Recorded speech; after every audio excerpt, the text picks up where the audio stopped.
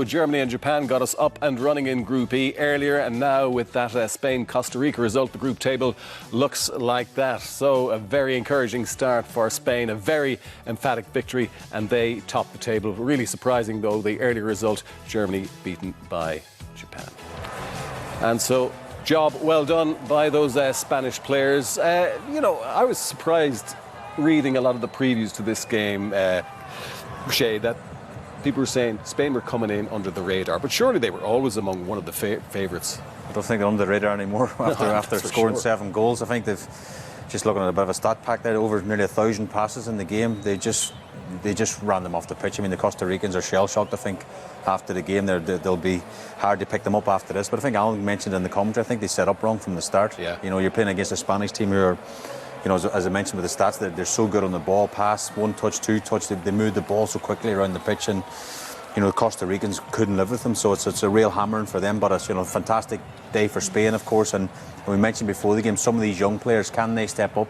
Can they play like they've done? And obviously they did in the goals they scored. We'll have a look at after. Brilliant goals they scored as well. Yeah, and also we wondered what Luis Enrique might do because they were so comfortable by half-time, Kenny. And the options then that were presented to him in the second half, it gave him an opportunity to experiment, especially with that problematic area up front, although it doesn't look too problematic now, does it? No, he's got some great options high up the pitch. Very similar to Gareth Southgate. I think the strengths of both of England and Spain are in forward areas high up the pitch. No surprise he kind of flooded the bench in the second half, made some substitutions, and they really caught the eye as well. Nico Williams from Bilbao, really like the look of him. More a direct style a player than what we see from the likes of Almo and Torres coming on the inside and playing in the inside pockets. This lad who likes to stay on the outside, more of a natural winger, Peter. So good variation to their attack. And the players who came on made an impact. I'd mentioned Balde as well, the left back. Only got into the squad because Gaya pulled out through injury, 19 years of age, almost a regular for Barcelona. He really caught the eye at left back as well. I know we have to take the opposition into account, Shay, but Spain can only do what Spain can do. Yeah. And they didn't let up. They kept the pressure on. They kept seeking goals. Yeah, and as Kenny says, a bit like England, they made substitutions. They gave everyone sort of game time. They took that pressure off of your first game at a World Cup. And as I said, there's a lot of young players there. I mentioned Balde, I mentioned Nico Williams, all teenagers, Gavi, all teenagers. And again, they just looked, didn't faze them, the pressure didn't get them. And yes, maybe it's a good first game, because we mentioned before the game, Rodri playing centre half, they weren't tested at all. I mean, the goalkeeper could have left his gloves probably in the change room. They were so comfortable all over the pitch, The goalkeeper should have stayed in the dressing room before the game. Didn't need him. There'll be bigger tests to come for sure. Yeah, and you'd wonder how they'd respond. And when you compare it to the other teams who started well, France have started well, England have started well, and now Spain. When you compare it to the other two, where do you think Spain rank amongst that 3 at the moment? No, I was impressed. In terms of performance? Yeah, you'd have to temper a little bit, Peter, because Costa Rica just offered absolutely nothing. We spoke about Rodri, interesting selection. If he's going to be tested defensively, he never was. Nobody laid a glove on him. So sterner tests ahead for Spain from a defensive point of view. How that team, if a team can take the ball off Spain for 40% of the game, then that defensive structure will really be tested, because they haven't got a defender in midfield. I don't look at Sergio Busquets and see him as a natural defender. He's a technician, he's a ball player. They've got a central midfielder playing the centre half as well. So against a better team who take the ball off them, I think there's potential frailties in that Spanish side. But I suppose you could say that for any of the top teams in terms of small weaknesses within the team. But in terms of the quality of their football, it was outstanding. It was. And Luis Enrique's stated intention is to play the vast majority of the game in the opposition's half.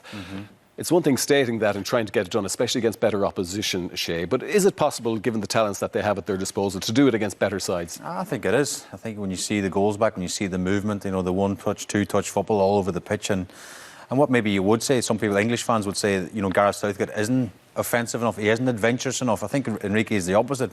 He's actually letting these players go out and play, go and express yourselves and play in the opposition half and actually enjoy your football. They look like they're playing with smiles on their faces, and that's a big thing. If you can play with a smile on your face, you enjoy your football, and you see the result today. Yeah, well, it certainly was very, very one-sided, but it was thoroughly enjoyable. An emphatic start to this World Cup by Spain, really to the sword with that 7-0 victory. You're very welcome back. Lots to review from that second half, and we're going to get straight into the analysis. And the Torres goal, you thought the chance had gone, Kenny, but he was given a second bite of the cherry, as they say. Yeah, a big fan of this lad. Very versatile player. Big asset to the Spanish team. I'd have to mention Calvo, though, the Costa Rican centre half. Have a look at him here. He comes out, kind of genuflects in front of Torres here, that's just not good enough. That was the standard of defending which Spain faced all afternoon. But what I like about this is we spoke about the false number 9 and the responsibility of the wingers to drive into that central area. That's exactly what he does. Olmo did it for the first goal and he does it here, and he has a little bit to do. He has to improvise, Peter. Look at these 2 touches, doesn't even look where the goal is. For me, he's a really good finisher in these central areas, and he's going to come into the equation for me for that central striking area going forward. We'll probably speak about it a bit later. Yeah. We wondered, Shay, how Gavi would do making his World Cup finals debut. He did very well, and he became the youngest footballer since Pele to score at a World Cup. Yeah, it was a brilliant run by the left back. Came on Alex Balde off the bench as well. He drives into that space. Obviously, Morata, as we know, is an out-and-out number 9. Navas does well. It sort of delays it a little bit, but you can see Gavi arriving on the edge of the box, and we spoke about would he be nervous. You know, his first World Cup, his first game in the major finals for obviously a massive country in Spain. And he put that away with aplomb, really. I mean, again, Morata does well. He gets his head up, a bit of calmness there on the edge of the box, and you just see him arriving into the picture. And that's a phenomenal finish without side of his right foot. Yeah. No panic, no, you know, just enjoying his football, and that's a great finish by Gavi.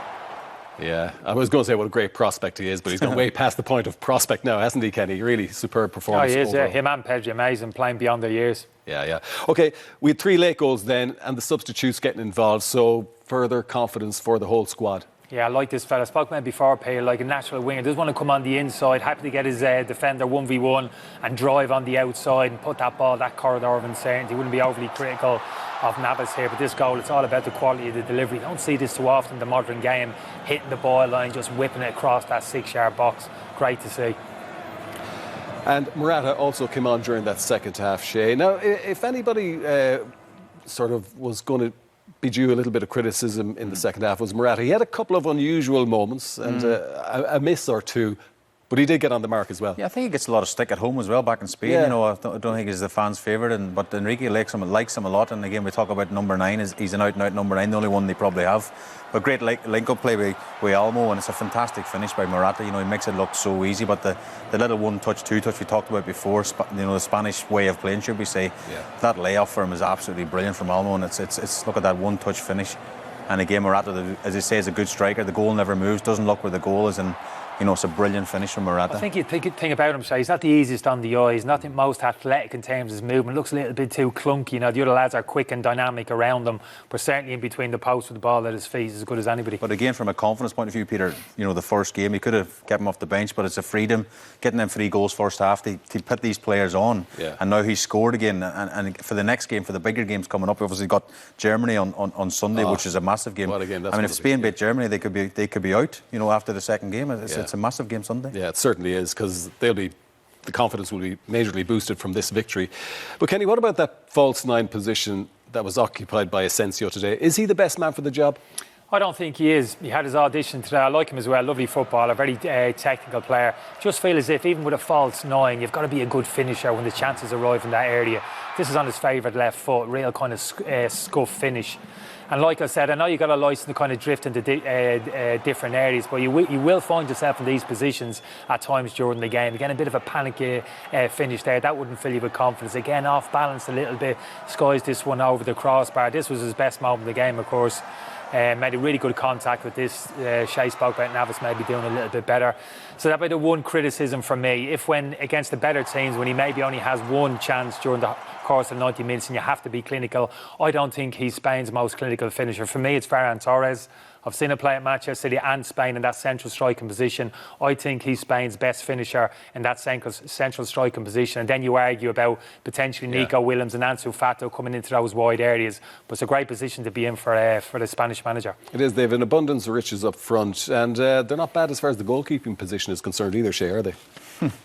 Well, it's interesting that, as I mentioned at the start of the programme, David De Gea's not even in the squad. Yeah. You know, obviously, which says something. Simon played today. Raya, Sanchez at Brighton, of course, they've got strength and depth there. But obviously, the goalkeeper wasn't tested at all today. But again, the question mark says people at home watching 7-0. You want to talk about the forward players, which Kenny's mentioned. They've got so many attacking players.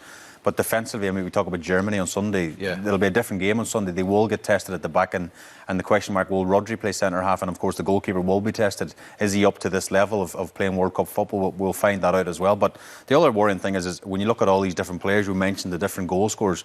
a lot of them are teenagers. Like, so we're talking about, this is the next brand of Spanish players coming through. They're around not for the next couple of years, for the next 10 years possibly, So the future's really bright for Spain. But I think the Germany game, sorry, Perry, they're going to have a real physical test there. Germany are going to have the more dynamic, physical approach, higher energy approach. They'll find the same when they come against France as well. Yeah. The likes of Tchouameni, Camavinga, Rabiot, and that central midfield player, physically aggressive. They really make contact with those small technical Spanish players. So that's the big question mark for me going forward. They didn't show us anything today we didn't already know in terms of the quality of their football. But can they deal with that type of football, which I think they're going to face against Germany? It's a massive game for Germany, isn't it, the weekend? It's absolutely huge. And I suppose that's the question, Shay. But when you see how they allow the ball to do the work, one-touch, two-touch football, I mean, no matter how slight they may be and diminutive in size, some of those midfielders, they're still very difficult to get close to. Very difficult. I mean, some of the goals, and then just the chances that Kenny just went through as well. It's like as if there's no opposition there, Peter. And that's not me being disrespectful to Costa Rica. Yeah. When you pass and move like that and pick up little pockets, and they're so clever with their movement and stuff. When you go to press someone down, he's popping around the corner to someone else, and someone else is picking up the space. And you actually, I know Kenny talks about Germany on Sunday, and he's right, the physicality they'll bring to the game. But if they keep popping passes off, even doesn't matter how big or strong they are, they can't get near these small, players. And we've seen in the past the likes of David Silva, Iniesta, Xavi, all these players. They were some brilliant players. Well, they weren't the biggest either, Yeah, but Germany will be more tactically astute. I know what you're saying, Kenny, but you've got to get tight on them. Busquets today, the amount of space they have, not going to have that. Germany aren't going to give him that type of space. They're going to have a plan for him. They're going to get around his feet. They're not going to let him turn and start off all those attacks. But what you will say, the pressure's on Germany, isn't it?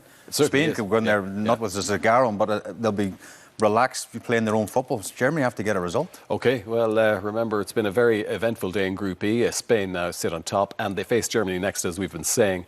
And they'll need a result to keep their hopes alive.